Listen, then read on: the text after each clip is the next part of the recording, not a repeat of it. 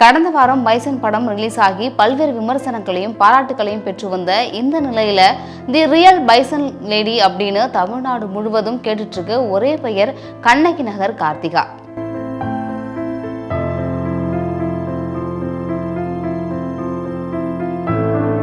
தமிழ்நாடு மட்டும் இல்லாம உலக அளவிலையும் தனக்குன்னு தனி ரசிகர்களை வச்சிட்டு இருக்க கார்த்திகா தன்னோட 17 வயசுல தமிழ்நாடு கபடி டீம் மகளிர் அணியோட கேப்டனாகவும் தற்போது இந்திய மகளிர் அணியோட வைஸ் கேப்டனாகவும் இருந்து அந்த அணி கோல்டு மெடல் ஜெயிக்கிறதுக்கு முக்கிய காரணமா இருந்திருக்காங்க.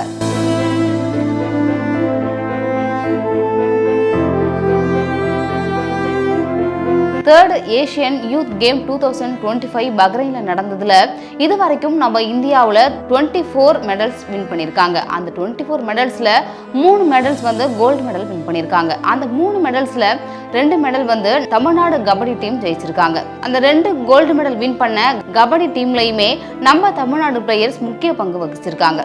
அந்த 2 டீம்லயுமே மகளிர் அணியில கார்த்திகாவும் ஆடவர் அணியில அபினேஷ் அப்படின்றவங்களும் முக்கிய பங்கு வகிச்சிருக்காங்க அப்படின்னு தான் சொல்லணும். 2 பேருமே எளிய பின்னணியிலிருந்து வந்த இந்த 2 பேருமே கோல்டு மெடல் வின் பண்ணியிருக்கிறது பாராட்டக்கூடிய ஒரு விஷயம்தான்.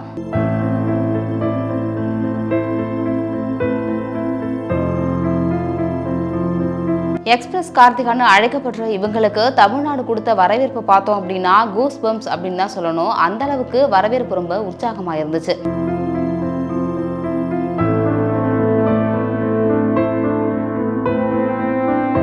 இவங்களுக்கு தமிழ்நாடு கொடுத்த ஊக்கத்தொகை எவ்வளோ அப்படின்னு பார்த்தோம்னா 25 லட்சம்.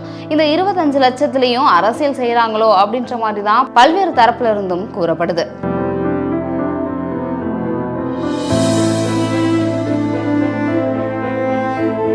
அவங்க நினைச்சிருந்தா இன்னும் கொஞ்சம் அதிகமா கூட கொடுத்துருக்கலாம். உண்மையாவே கண்ணகி நகருக்கு இருக்கிற ஒரு அடையாளத்தையுமே மாத்தி இவங்களுக்கு இந்த அளவுக்கு பயிற்சியை கொடுத்த அவங்களோட கோச் ராஜுக்கு தான் நம்மளோட பாராட்டுகளையும் தெரிவிச்சுக்கணும்.